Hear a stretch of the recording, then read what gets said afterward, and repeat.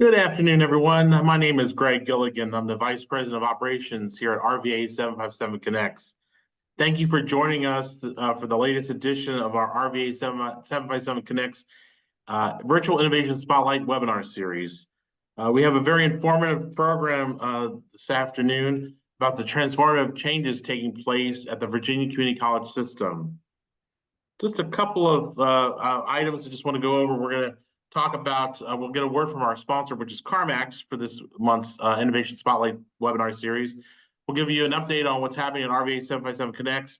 We'll dive into today's topic. We'll leave some room at the end for questions and answers, and then I'll just do a quick follow-up of what's going on.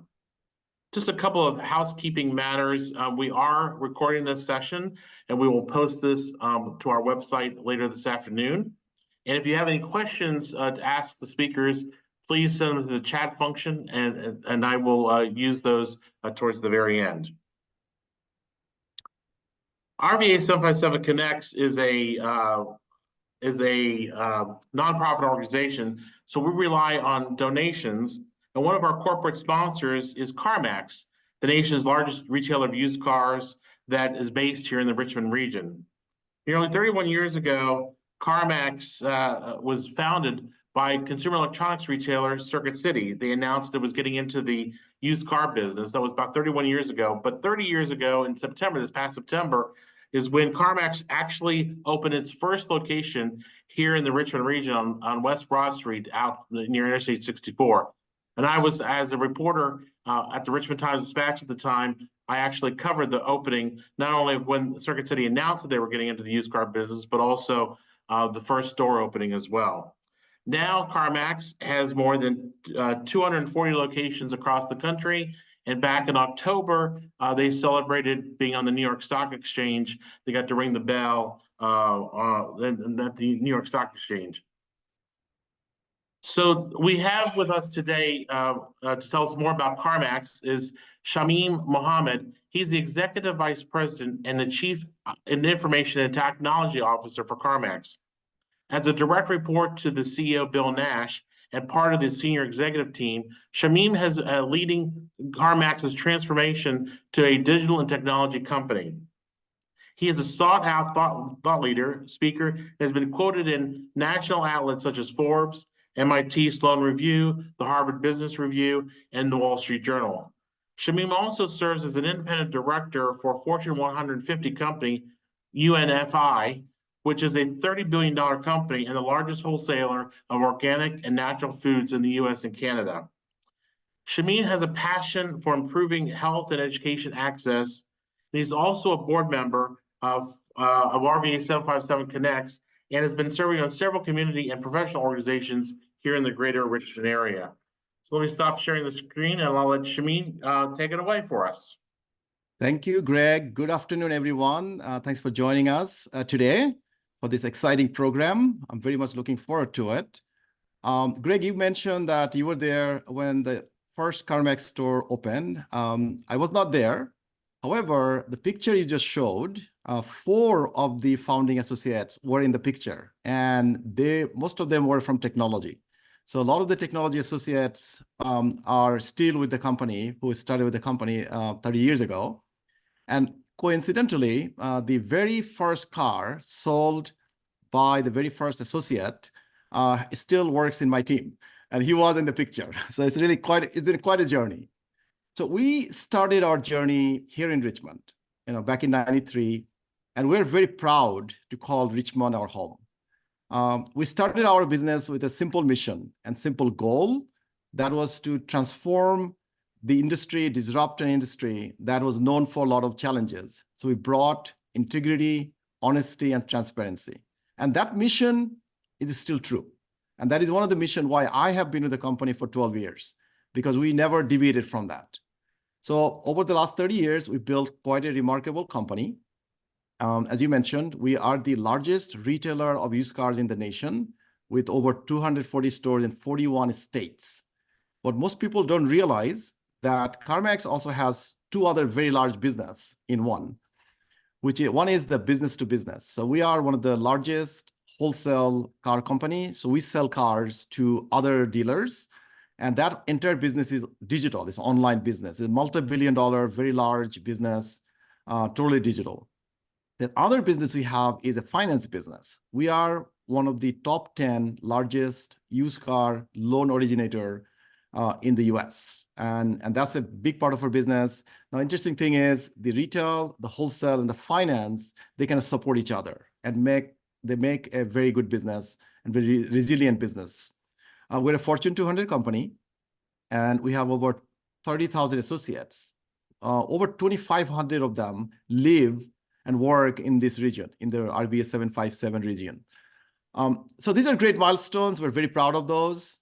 But there's one thing I'm probably the most proud of, which is the culture of CarMax. We built a company on the transparency and honesty and integrity, but we also built a company that focuses on people. And the people really is all our associates, all our customers, and the communities that we serve. So that people first mentality has been a critical element of our success and why I love working for CarMax. And one of the things, Greg, that CarMax has been recognized as one of the Fortune's 100 best places to work in the whole country for 19 years in a row. So that's quite a remarkable recognition. And it's really done because of our associates love working for CarMax. They love working here and it's staying with CarMax. The other thing is Richmond Time Dispatch, they do a review every year and they recognize the best employers. And CarMax has been one of the top employers in this region for several years right now. So it's really a testimony to our culture, what keeps me going and keeps me excited for our company and our business. Now, CarMax, started our journey in the store that you were in, the very first store on the Broad Street. However, over the years, it has transformed. It has transformed because our customers are transforming and they really wanted to interact and dictate how they wanted to shop. So we have transformed us from a traditional brick and mortar channel company to an omni-channel company, the fully digital company, which has been a remarkable transformation because today our customers have the option and they can dictate or control how they want to shop for a car. They can do it 100% in store, they can do it 100% online, or they can do it in a seamless combination of the two. And that really requires a lot of technology, a lot of innovation. So we started our journey with transforming our business, but we have not stopped there. We have been transforming and disrupting since the beginning, and we still are doing it. And we're doing it because we have great talent and great culture and great innovative mindset. So in Richmond, we have our headquarters. We also have a digital innovation center. We open in Midtown near downtown. That's a really exciting place. We're really attracting a lot of top talent from the area because they love to work in an innovative, open, very empowering environment. And that's what we created. So CarMax is very pleased to have a great partnership with the local universities. And we would not be where we are today without the talent. And a lot of this talent come from the local community colleges, universities, a lot of the great institutions we have in the Richmond area. So we're very happy and fortunate to be officing here because we find that great talent. I'm really excited for the partnership we have with RBS 757, and I'm very happy to be on the board because I believe our region is exceptional. And I travel all over the country and all over the world. I think we have something special here. So the focus that we're bringing in through RBS 757 and the partnership we have with the universities and a lot of local businesses, I think we can make this the digital hub that it can be and it should be. So I'm really excited about that. And I'm really excited about all the programs that RBS 757 are hosting and the attention and the priority and the focus that's bringing to our region that it truly deserves. So very excited to kick off today's meeting, and I'm very excited to sponsor this. And CarMax is a very proud sponsor, supporter of all activities in our community. Great. Thank you, Shamim. I appreciate that. Let me share the screen again. Thank you for participating in today. That was wonderful. And it was, you really gonna kind of enable me to talk a little bit about RBA 757 Connects, which we'd like to do now. Our mantra is an organization that's bringing the power of convening and connecting and collaborating to the Richmond and Hampton Roads regions. We're a nonprofit organization that's dedicated to improving the economic success and quality of life for everyone, in both regions, the Richmond region, which we call RVA, and the Hampton Roads region, which is called 757. We are a network of leaders representing businesses, community, and higher education, and we're advancing the Richmond to Hampton Roads mega region as the I-64 Innovation Corridor. So our relationship can be packaged in several different ways. We're regional collaborators. We can be considered the 12th mega region in the United States, and we're also an innovation corridor, and that's what we call, as I just mentioned, the I-64 Innovation Corridor. As you can see, we're pursuing several different priorities, and I want to just give a quick update to what some of these priorities are, what we're doing. So let me start off with the I-64 GAP project. The groundbreaking on this project to add an additional lane in each direction from the Bottoms Bridge exit on Interstate 64 in New Kent County to the Lightfoot exit there in James City County took place back in November. The construction started right after Thanksgiving, and trees in the medium are now being taken down to add that additional third lane. The first segment of that 10 miles from Bottoms Bridge to the courthouse exit in New Kent is expected to be completed by July of 2027. Construction on the second section should start about 6 months later, and construction on that third segment should be about 6 months after that. And the entire I-64 GAP 29-mile GAP project is expected to be finished in the spring of 2028. The next one of our priorities is an effort to get the Richmond and Hampton Roads mega region designated as a global internet hub. We've found that the world's next global internet hub isn't just a city, but rather a mega region that extends all the way from the Richmond area down to Hampton Roads. As you can see, this 3-foot by 2-foot map explains visually how the I-64 Innovation Corridor becomes a global internet hub by combining the digital assets of both the Richmond area and Hampton Roads. There's an established list of core characteristics of what makes up a global internet hub. When you view the two regions together, we have these core components. So for instance, some of the key assets coming ashore in Virginia Beach are 3 subsea cables that connect to the United States to Spain, France, Puerto Rico, and Brazil. 1 more subsea cable is available, and 4 more are planned for a second landing site in Sandbridge. So these deep sea cables connect to Henrico County, come up to Interstate 64 and Route 60, and they connect in eastern Henrico County to 2 large data centers. One is Meta, which is Facebook's parent company, and they've invested more than $1 billion in a 2 million square foot data center complex. And right next door to that is a 1.4 million square foot QTS data center, and they are underway right now to double the size of that facility. And as a part of one of our infrastructure, digital mega infrastructure, is the location of a DKIX data central neutral internet exchange points here in the Richmond region. So we have developed a strategic plan to make all this happen. There are 10 strategies we've identified to make this corridor as a recognized global internet hub. So you probably ask, well, why is this all important? It's all about creating more jobs for our mega region. As you can see on this chart here, when it comes to growth of IT and tech jobs, both the Richmond area and the Hampton Roads regions are lagging behind. Both regions are behind in U.S. cities that have mature digital infrastructures like the Seattles, Atlanta, and Dallas and Portlands of the world. The average growth rate of those mature digital infrastructures is 7.6%. Then the next, right below that, you'll see the average growth rate is 7.3% among the 11 major cities that the Richmond region and the Hampton Roads compete against for economic development projects, such as Charlotte, Orlando, Jacksonville, or Nashville and Raleigh.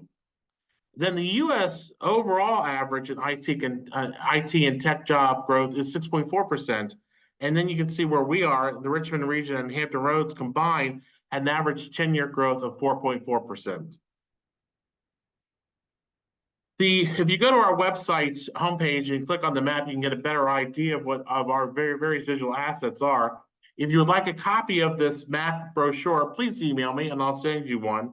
You can also read about what we're doing. There was an article in the Virginia Business Magazine on their website about our global internet strategic plan that we discussed during the Convergence event back in September.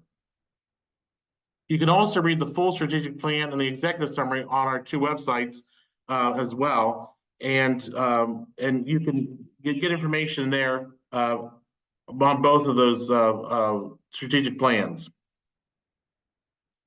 And you also can go to the globalinternethub.org website as well.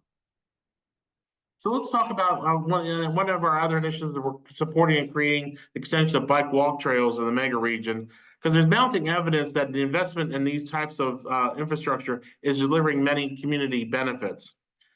The Fall Line Trail is from Ashland to Petersburg. Groundbreaking took place back in October. And sometime this winter, there'll be a groundbreaking in Hanover County. The one that happened in October was in Henrico County.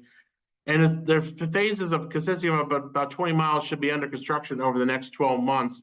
And the whole thing should be completed in 2026. Another focal point is, as you can see there, is the extension of the Virginia Capitol Trail behind Jamestown. There's two segments. One's Jamestown to Williamsburg, and it goes to Fort Monroe on the peninsula, and another one goes from Jamestown to Williamsburg across the Surrey Ferry and to Virginia Beach oceanfront. But in order to have this happen, about $500 million is needed for both segments. Local governments are supportive. Only small segments are moving forward at this point, but the project needs more traction. And one way that RVA 757 Connects is doing is something last night. John Martin, our CEO, and I, along with Bob Crump from the Hampton Roads Planning District Commission, met with the Tidewater Trails Alliance. That's the group that is kind of spearheading this trail down there. We met in Newport News for several hours last night to discuss how we can push this initiative forward.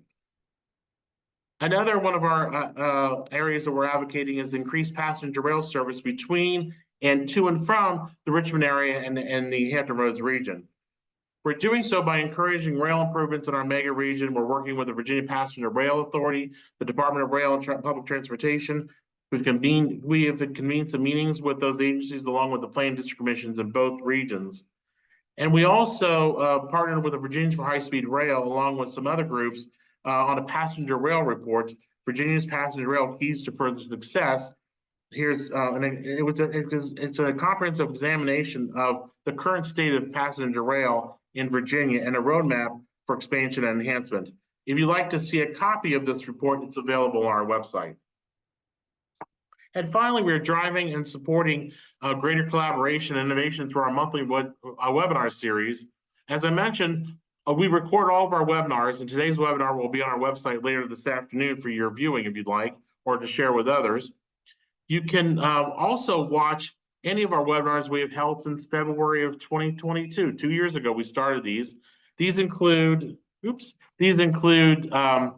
that we held in December a couple months ago about how Virginia's Eastern Shore is emerging as a hub for aerospace activities, notably with the presence of the Virginia Spaceport Authority's Mid-Atlantic Regional Spaceport, which is situated there on Wallops Island, and then also Rocket Lab, and which is expanding its orbital vehicle launches from this location.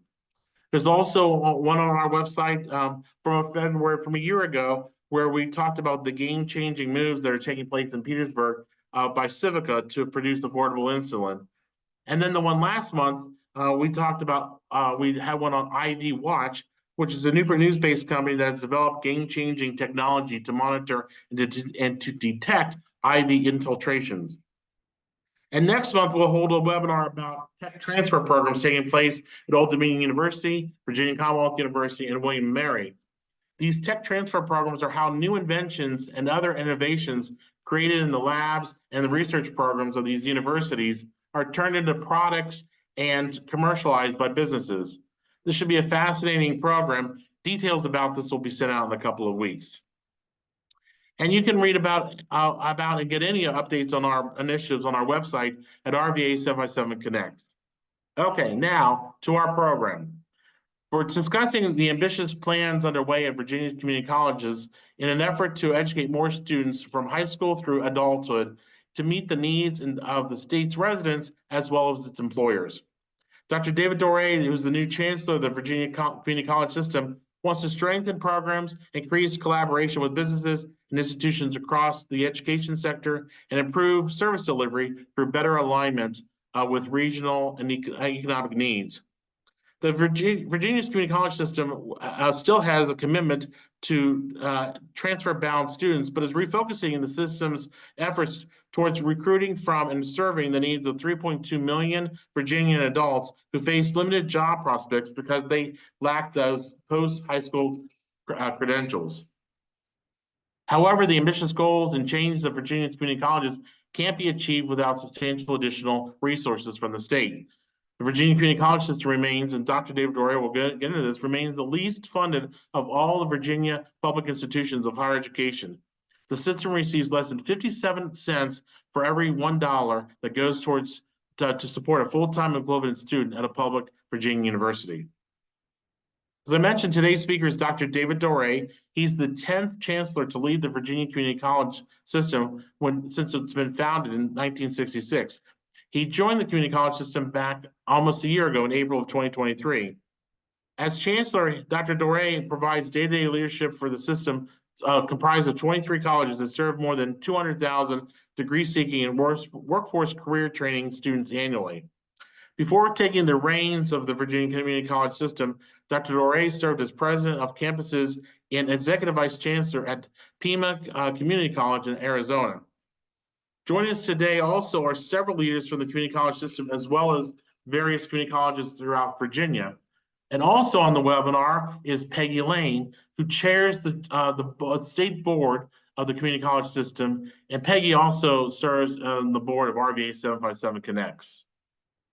So before I turn the program over to Dr. Doré, just a reminder that if you have any questions, we'll leave some time at the very end for Q&As, and you can send those to me through the chat function. Dr. Doré, I'm going to turn it over to you now. Great. Thank you so much, Greg. I appreciate that. And I want to thank our RVA 757 Connects for allowing us to participate in this webinar today. And Shamim, I want to thank CarMax for sponsoring the event as well. And I want to welcome Ms. Elizabeth Kramer, who's our Vice President of Workforce Development at Reynolds and Bright Point Community Colleges, and Dr. Michelle Woodhouse, who is the Vice President of Academic Affairs at Tidewater Community College. So you can go on to the next slide, Greg. So, it is my honor to serve as the chancellor of our system, and I want to talk a little bit about the system, give you a little bit of background, and then share a little bit about what we are doing moving forward. We are the largest provider of higher education in the Commonwealth of Virginia. Last year, we served 230,000 students in both traditional degree programs and short-term credential programs. We actually last year had an increase, and that's a positive. Our enrollment was up 4.3% last year, and our enrollment is on target as another increase. We were over 3.5% up in the fall, so really good things happening in the system. Next slide, Greg. So, if you look at the map, I think the map is telling that we serve every region of the Commonwealth of Virginia. We serve about 46% of the total undergraduate population in the state. And I think one thing that's important is we really are the driver of economic mobility in the state. An interesting statistic that I like to share with legislators is 89% of our students are asset limited, income constrained employed. And so we're really making, I think, a significant impact in the Commonwealth in terms of really lifting wages up for all Virginians in all regions of Virginia. And one of the things that we have, because we are a system, when I joined the system, I wanted us to really think more strategically at a statewide level. And so what we've done is really look strategically by region. And we have clustered ourselves now, our colleges, by Go Virginia region, and really looking very intentionally at VOE data in terms of how do we best align the Virginia community colleges to the needs, the most pressing needs of Virginia's business and industry. And I think our strategic plan is really aligned to where Virginia is going and really aligned to address the skills gap moving forward. Next slide. So in the current budget that was introduced by the governor, pretty much our funding stream was flat, except there were two items that I want to point out that the governor did include in his budget, and I really want to thank the governor and the Young administration for including these in the budget. One was $3.9 million for regional career placement centers. You know, one of the things that we are laser focused on now is not just enrollment and not just completion, but most importantly on job placement, getting our students into high demand, high wage positions. And I think that this you know, having career centers will help us along that. The other item that the governor did include in his budget was an additional $9.2 million to support Fast Forward. That would be 3.95 in FY25, and then an additional 5.25 in FY26. The reason why, and I want to commend the governor for including this in the budget, our Fast Forward program is so successful that we were in jeopardy of actually running out of funds because so many Virginians were accessing Fast Forward in terms of growth. And on that, I want to talk a little bit, next slide, Greg, on Fast Forward. So in terms of investment, since its inception back in 2016, the Commonwealth of Virginia has invested a total of $85.5 million into our Fast Forward program.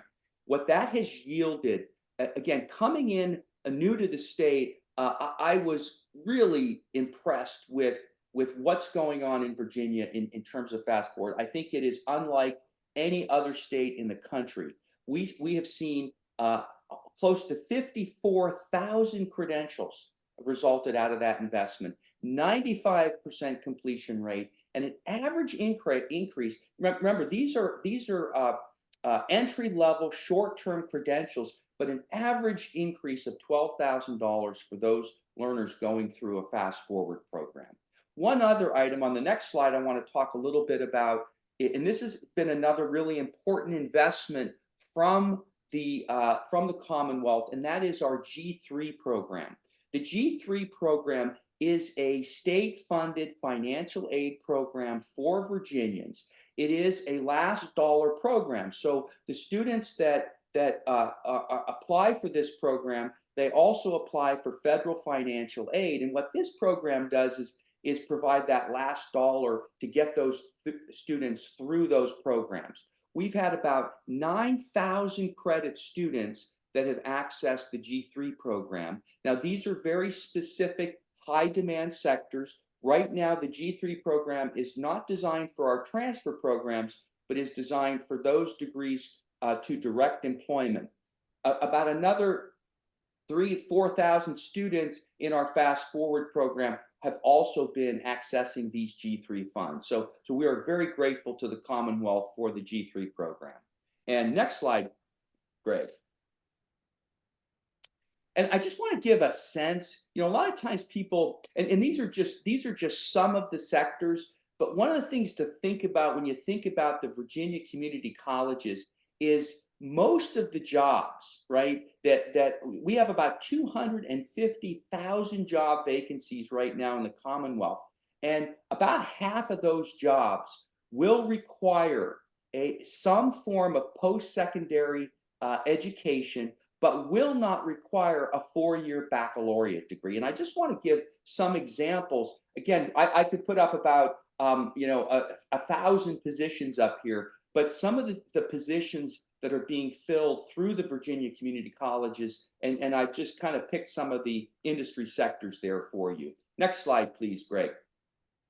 Now, one of the things that I've been impressed with coming into the Commonwealth is looking at success.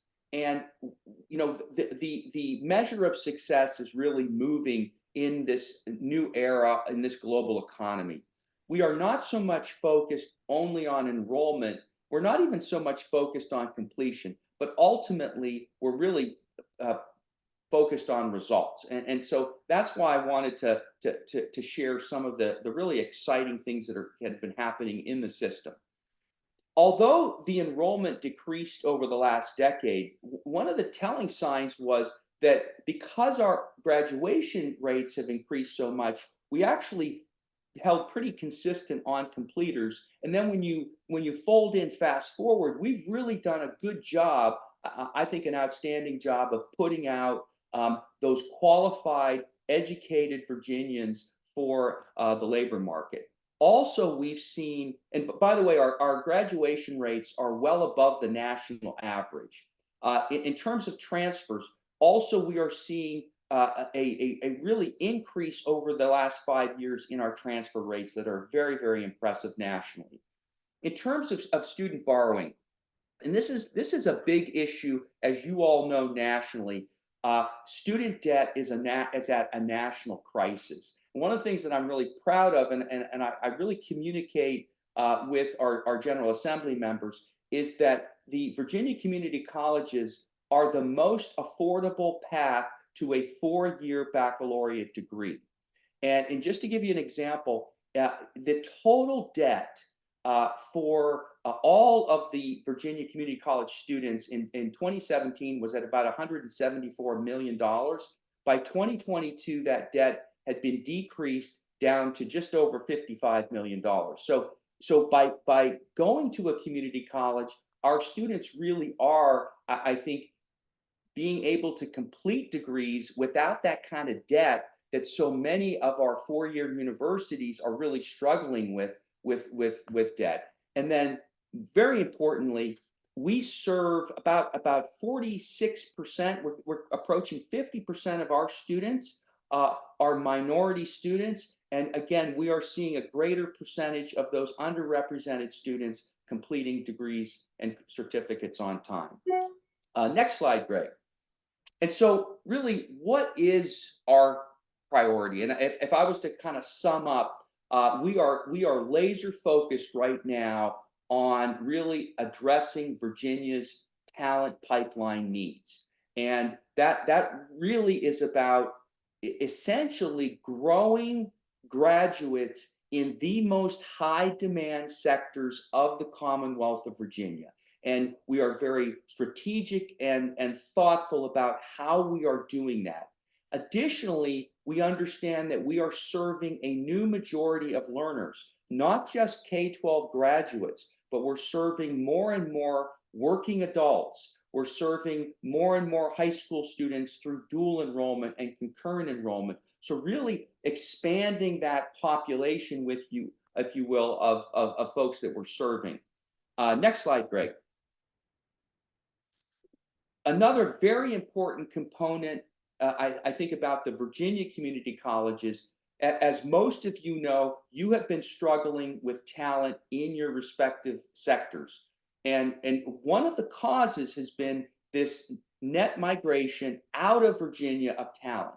And one of the things why I believe that investing in the Virginia community colleges is so important, the vast majority of our graduates will stay and work in the Commonwealth of Virginia. We know that at least 81% of those who graduate from a Virginia community college will stay and work in the Commonwealth. And so I think that's a really important aspect in terms of keeping talent in the Commonwealth of Virginia.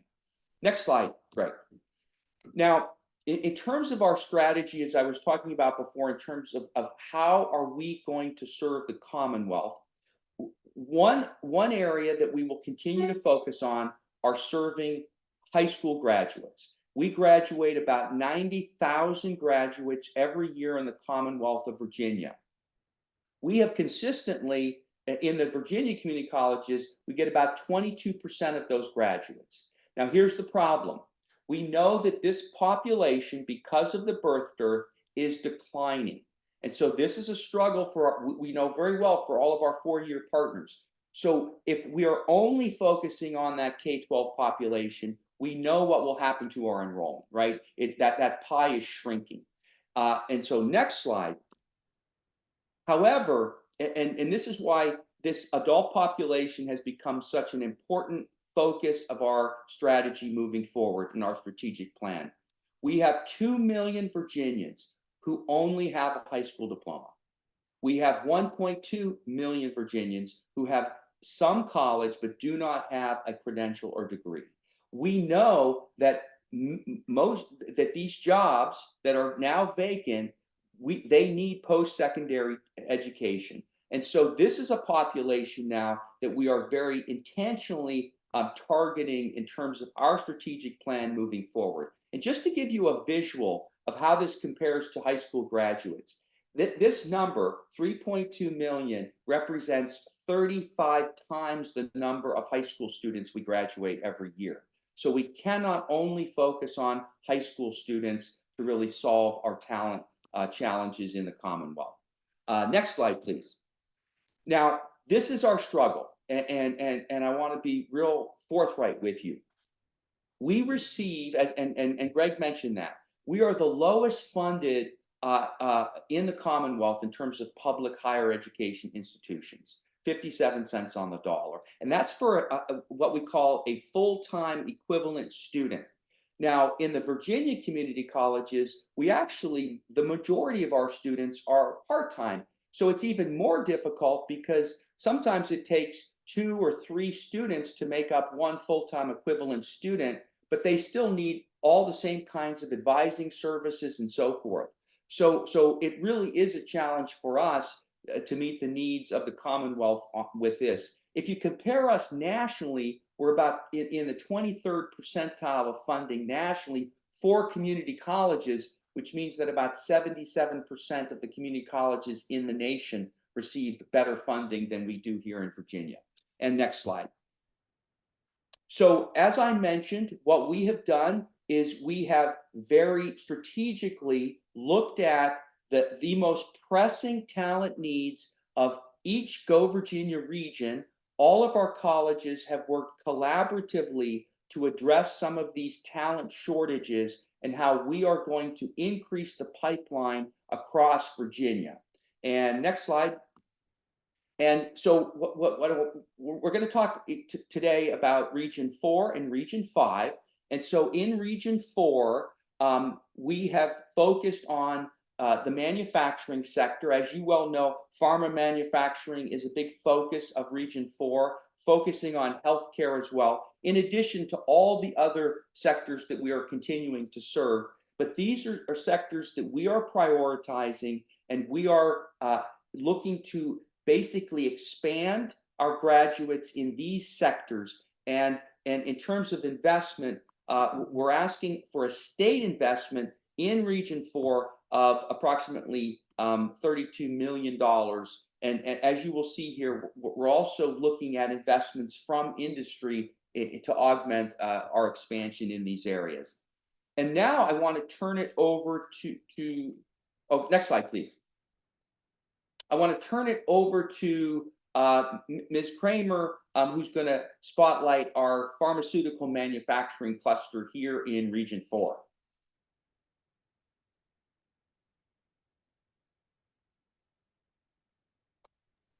I think you're on. Thank you, Dr. Duray. It's a pleasure to be here. I've spent about 25 years in the Virginia Community College system with service at Virginia Peninsula and Camp Community Colleges, as well as my current assignment at Bright Point and at Reynolds Community Colleges. So this has special meaning being on this RVA 757 Connects. Community College Workforce Alliance, our shared workforce development division between the two community colleges I represent, serve about 2,700 fast forward students a year. So I have the privilege of helping 2,700 regional residents, many of them unemployed or underemployed, to get into living wage jobs in manufacturing, IT, healthcare, transportation, and the list goes on. It's an extraordinary opportunity. And like Dr. Duray, I thank the governor for including fast forward in his budget. Next slide, please. My work and the college's work with the pharmaceutical manufacturing and biotechnology industry sector that's emerging in Region 4 has been really extraordinary and began in 2020 when the community colleges, both Bright Point and Reynolds, I'd like to say we were the first sterling example of the Go Virginia collaboration between community colleges that the Chancellor is seeking, because we started that in 2020 when both Bright Point and Reynolds became leaders in the workforce space in an alliance to build better medicines. It's really an extraordinary emerging industry with global implications. And most evident of those is Civica's push to drive down the cost of all essential medicines. It was Civica, one of the companies that we're working with in this industry, that got insulin down from $500 a month for patients to $30 a vial. And then other large pharmaceutical companies followed suit. It's kind of thrilling that community colleges were front and center in that kind of work. And we were specifically charged to develop a strong, reliable talent pipeline for technicians, operators, and the quality assurance and quality control professionals that the industries needed, that were locating in Petersburg for pharmaceutical manufacturing, with biotechnology labs largely located in Richmond. That was our charge, and showing that community colleges are the flexible arm of the higher education system. I'm proud to say that we stood up multiple programs, not just Fast Forward, but G3, a career study certificate, 17 credits, 2 semesters, that we stood up in less than a year. That was in part due to our academic divisions, workforce development divisions working together, but it also was built from the strong foundation that we had developed with economic development, state and regional, with the industries themselves. They were very participative in putting together that program, and with a consortium that included subject matter experts. It was the first pharmaceutical manufacturing community college credential in the Commonwealth of Virginia. And we created that to meet the needs of both traditional and non-traditional students.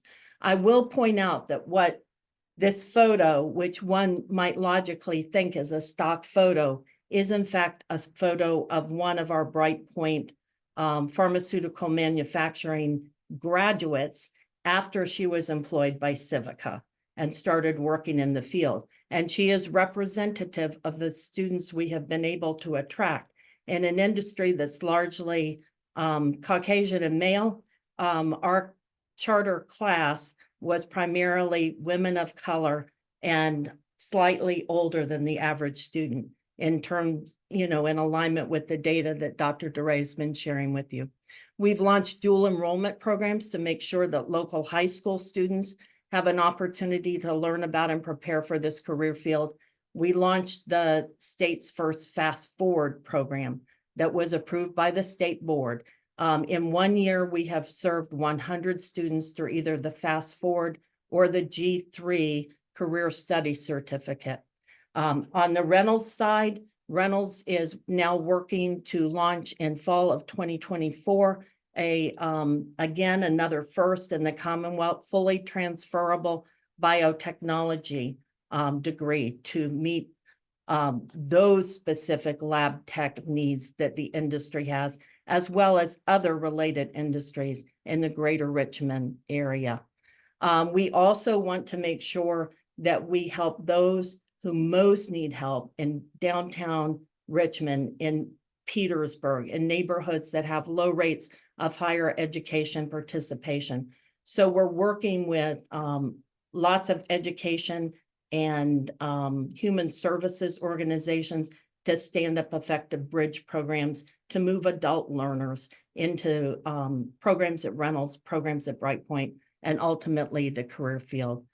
We want to get the word out. We have outreach specialists that have to date seen 300 residents of the region. We also have recently purchased a new mobile lab that's going to bring advanced manufacturing, pharmaceutical manufacturing, and biotech to our rural counties and to neighborhoods that most need to see us and get some solid career coaching. It's exciting work. Finally, there are discussions. We're going to move into a new research lab with Civica, with industry, and with Virginia Community University's Medicines for All. So our students will have opportunities for internship and close engagement with the graduate students, researchers, scientists in this industry. Next slide, please. Our companies have been part of every step of this process, from building an entirely new curricula that didn't exist before, telling us what worked, what didn't work, advising us on recruiting, hiring our students, site visits. The three things that have been most fundamentally transformative, I think, for workforce development in community colleges of this enterprise has been the strong focus on economic development. We're trying to bring industry here. So we literally are part of site selector visits and planning to try to attract more companies. Also, the consortium approach, the fact that so many partners have been invested in this, the strong collaboration between community colleges and the academic workforce and student support leaders at each of those colleges. And finally, we proved we can be nimble and fast. These are very good returns. All of our students are getting employment, some in research labs, some in food manufacturing, advanced manufacturing, chemical manufacturing, and pharmaceutical manufacturing. And with that, Dr. DeRay, I'll close. Thank you so much. Thank you, Ms. Kramer. I appreciate that. And just so the group knows, and again, I want to thank all the work that Brightpoint and Reynolds have collaborated on for years. Region 4 also includes Rappahannock Community College and Southside of Virginia Community College as well in terms of these collaborations. So moving to Region 5.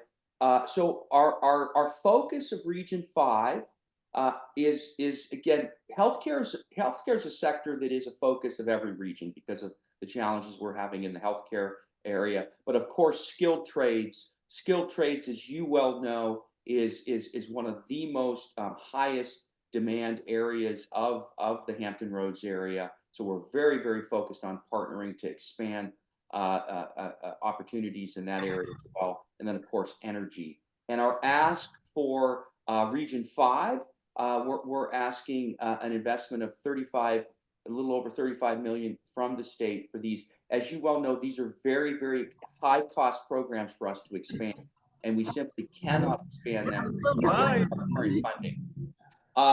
And with that, I want to turn it over.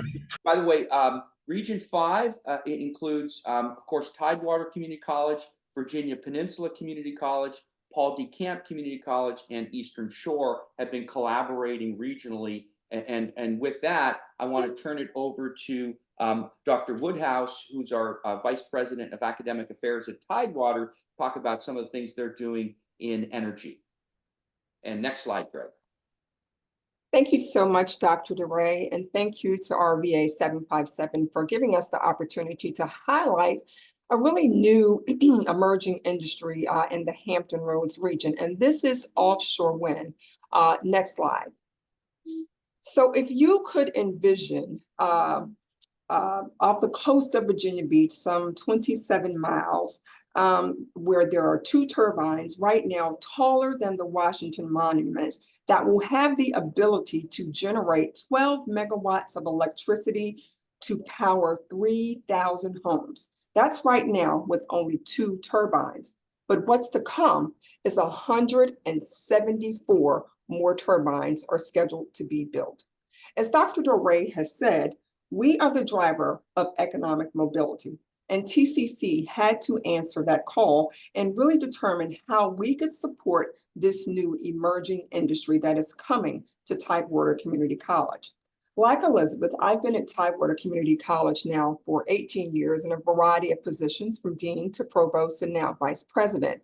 And it's always such energy and such excitement to be able to do something that's innovative and that's really going to be impactful for the region here in Hampton Roads. So how did we do this? How did we really embark on this conversations? One of the very first things that we had to do was really have an industry summit where we brought all of the local businesses, our partners with Dominion Energy, the City of Virginia Beach, Siemens Gamesa, and many of the industries that are coming into the region to support building these turbines, to really understand what did they need, what trades did they need, and how could Tidewater Community College support that. This was held in April of last year, and from there, we went on to actually build our new state-of-the-art facility. Next slide. So really, what did we do? We ramped up our skilled trades so that we could support offshore, wind, onshore, and that is a quote from the president, Dr. Marsha Constant at Tidewater Community College. But let's talk about that. What does that mean? We began by ramping up our skilled trades programs that are G3 and Fast Forward approved to include the trades, welding, electrical, renewable energy, advanced manufacturing, mechatronics, maritime, engineering. These are going to be some of the jobs that they need to really support to build the turbines off onshore. Then, of course, we have to scale up what they need so that we can prepare graduates to go and work on the turbines. And in order to do that, what Tidewater Community College is focused on is becoming a GWO, which is a global wind organization, a certified industry, so that we can prepare students who can do work on heights, work in sea survival, work on basic safety. But in order to do that, they have to be certified and they have to have the workforce and academic training, which TCC is prepared to do. It's very, very exciting work. What we've also done is we built a state-of-the-art lab at the Virginia Beach campus, and we did this in partnership with the City of Virginia Beach so that students would have the actual opportunity to work on some of the equipment that they will be working on as they're building these actual turbines. This is really exciting, very state-of-the-art, and we're one of the first institutions in Region 5 to actually have this. We also implemented a career study certificate on the academic side and offshore wind technician to expose new workforce to the mechanical and electrical components of the large commercial turbine. Our goal is for students to complete a credit program and then move into the workforce side to begin the training to be the GWO certified, to be able to get the jobs in the actual industry. Again, TCC is answering the call. We're at the forefront and we're excited to really be a part of this great initiative that is happening in our region. You'll see a quote on the screen, which is a quote from Tanya Bird, the Director of Community and Policy with Dominion Energy. She's one of our big partners, and we couldn't do this without Dominion Power, without the City of Virginia Beach, of course, without the support of you all, in order to be able to make sure that we are providing skilled, qualified graduates who can go to work in this new emerging industry. And from TCC, we always say, from here, you can go anywhere. And we are excited to be a part of this new initiative. Thank you, Dr. Woodhouse. Thank you so much, Dr. DeRay. And so I know we don't have a lot of time, so I want to kind of sum this up. So so as you can see, we sort of just highlighted regions 4 and 5, but we have very strategic, focused investments through every region of the Commonwealth in not only healthcare and skilled trades and manufacturing, but also information technology, transportation, energy, as well as to continue to improve the work that we're doing in dual enrollment and transfer. And we are asking, we have budget amendments that we have patrons in both the House and the Senate, bipartisan patrons on both sides for an investment of approximately $198 million through the biennium. And just to put that in perspective, because I know that sounds like a big number, our peer states are making record investments right now. We're talking about $1 billion going into Tennessee Kentucky system. So I think we're seeing these kinds of investments in our peer institutions. And if you actually look at this investment through the biennium, it's about $4.5 million per college, just to kind of put that into perspective. And so we are asking for your help so that we can really increase the talent pipeline in Virginia as we move forward over our strategic plan over the next few years. The final thing I want to share is, all of our next slide, Greg. All of our investments are really tied to metrics, and we have tied those metrics to every college in terms of the number of employed Virginians that are going to be placed into these high demand sectors. We have pretty concrete, I think, metrics moving forward, so that we are accountable for those dollars that are invested in the Virginia community college system by the Commonwealth. And with that, I know we're out of time, so I want to make sure we have time for any kind of questions, Greg. I think we got about 4 or 5 minutes. David, thank you so much. That was great information, and really you've got some challenges, but also lots of opportunities ahead for the Virginia community college system. We do have a question from one of our participants. Wanted to know, what are some of the typical impediments that divert students from graduation, degrees, certification, or career transfer goals? So that's an excellent question, and I think in terms of our students, again, I mentioned this whole notion of that 89% of our students are asset limited, income constrained, and for those who don't know or not familiar with that, that's United Way terminology. But a good way to think about that is a lot of these students might be above the federal poverty level, but are simply living paycheck to paycheck, right? So they're on the verge of being homeless. So when you say what are some of the impediments, I think a big one is we have a large number of our students who are parents, and so childcare is a big impediment. Transportation is an impediment, right? Many of our students are working. And they're not only working, but they're working multiple jobs and going to school as well. So balancing that life work. So, and we are addressing these by really creating a much more flexible learning format for our students. I like to say anytime, anywhere learning. So doing much more with hybrid, making our classes much more flexible for students. So those are some of the real challenges that our students are dealing with. In terms of just balancing being able to complete. The other, of course, all of these are tied to financial, and that's why things like G3 are so important for our students, giving them the resources. The other thing that's really important is keeping tuition low for our students.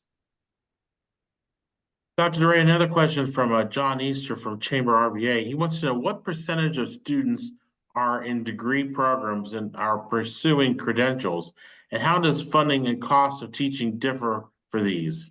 Yeah, that's a great question. So we have a lot of different buckets, right? So we have students that are doing a very traditional transfer pathway degree, but then we have students that are doing degrees for direct employment.